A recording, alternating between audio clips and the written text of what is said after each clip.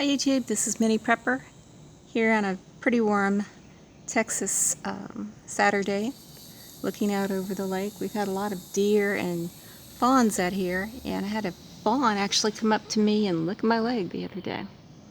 So when they come out, especially in the afternoon, in the evening, they like to hang out around here, munch on the grass.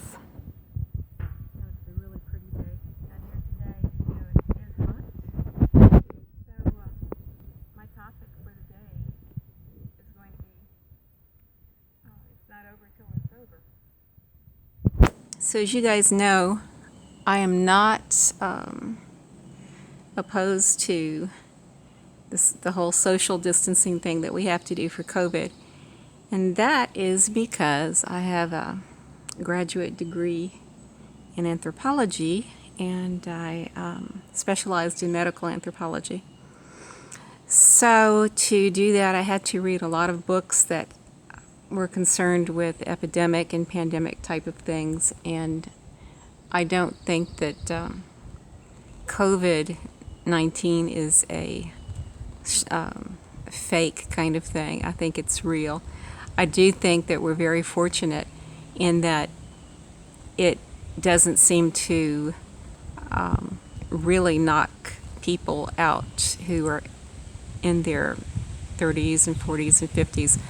Although statistically, when I go online and I look at statistics, like say from Johns Hopkins, I see that a lot of the people who are contracting COVID are in that age range, and that's partially because that is the working age range.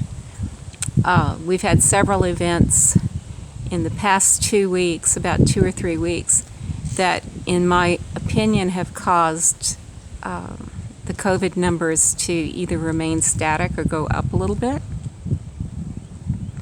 I think that the powers that be are working towards a kind of herd immunity, and that they just don't want to kill the economy, so they've just opened the doors so that people can go out to eat and they can enjoy their lives again.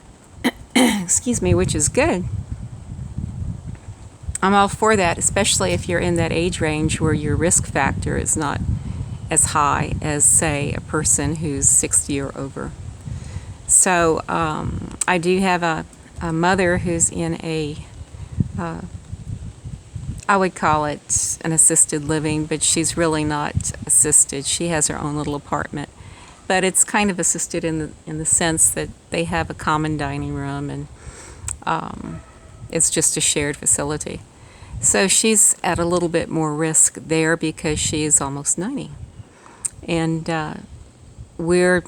my husband and I are at a bit of risk because we're at the top level of that age range that is least affected, and at the bottom of the age range that is most affected when people do contract this and get sick. Well, all I have to say is people are nuts, okay? They're just crazy. We have a pretty, I guess maybe across the board, we have a pretty interesting demographic here where I live. And I'm focusing, I can't really zoom in on it, but there's a house over there with a really pretty green lawn that goes down. And those folks over there were having a pool party yesterday. And they had a pool party on Memorial Day too. And all I can say is more power to them. But where we live here, the saturation level isn't very high. But every once in a while, you hear about somebody getting sick. You hear about somebody with fever and chills, and it's not a kind of fever and chills kind of weather time over here. You know, fever and chills usually go along with seeing people after the Christmas holidays, January, February, until it starts to warm up here in March. That's really weird for people to be getting sick with that kind of flu-like symptomology here in Texas at this time. Especially, it's supposed to, on Tuesday, it's supposed to get up to 101. So not cold, just a time that people usually are in good health and trying to hunker down inside because of the heat. But yeah, anyway, I digress. The thing is that after Memorial Day, we saw a little bit of a spike in some cases. And we moved from a not concerned green status in the Houston area to a orangey kind of concerned, yeah, the hospital beds are filling up sort of thing. So,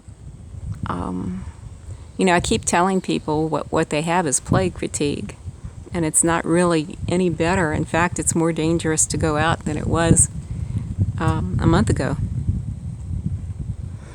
especially if it's diffused into the semi-urban or rural areas. It's going to be a little bit more chancy to do the things that you want to do. And I'm not going to say need to do, because if you minimize your risk in a lot of areas, you can avoid making contact with a lot of people. But if you go out and you party, and especially if your factors are, you're exposed to 10 people, each one of those people obviously doesn't care too much about who they contact because they're having a party with you. Let's say they contact 20 people in the preceding 10 days. You're really increasing your chance of being exposed to COVID, which is fine if that's what you want to do. Especially now with people having to go back to work. It's it's kind of a necessity that people go back to work, and hopefully people go back to work and they're smart about their lives. But hanging out at restaurants and just going to random parties, I don't think there's any party that I'd want to go to that would have me end up in the hospital, and that includes cruising, which I had to cancel a cruise here. I don't think there's anything like that I would do that would be fun enough to cancel out the possibility of being sick like that, especially at the older age we are approaching. So anyway, I guess that's all I have to say for today on this subject. But really hope that you're staying safe, that you have something nice to look at, that you're making use of your time constructively, and that you are continuing to prep. Because if we hit a point where we do have some kind of spike, and I'm not saying we will, but if that happened, things would be a lot crazier than they were the first time around. Guarantee it. Stay safe and be well. This is Minnie Prepper, and I am out.